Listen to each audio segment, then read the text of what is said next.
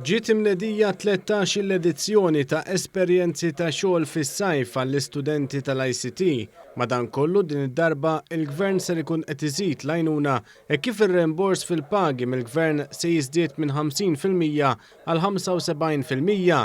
Din hija żieda ta' 25% li hija ekwivalenti għal €500 jekk timpjega student fis-sajf.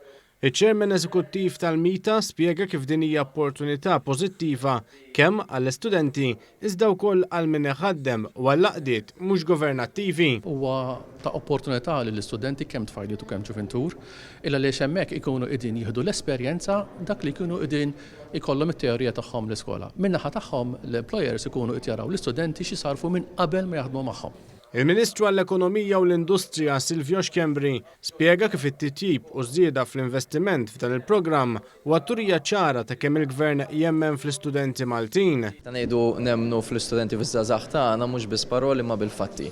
Illum nidejna programm ieħor, edizzjoni oħra tal-Student Placement Program fejn qed nallokaw il-fuq minn €800,000 sabiex nofru opportunità ta' xogħol bi ħlas fis-sajf il-fuq minn 350 student. Fejn dawn qegħdin naraw li intom opportunità minn fuq il-bank tal-iskola biex jieħdu esperjenza fatwali fuq il-post tax-xogħol, però aktar minn hekk irridu naraw anke l-industrija privata li tagħti opportunità l daw iż-żgħażagħ. Matul l-aħħar 5 snin ġew investiti madwar €2.5 miljun fis-salarji tal-istudenti bħala parti minn din l-inizjattiva u ġew mejjuna l fuq minn 1700 student. Għal iżjed dettalji dwar din l-opportunità, l-istudenti tal-ICT ta' livelli differenti jistgħu jidħlu fuq is-sit tal-Mita jew jibagħtu email fuq spp.mita@gov.mt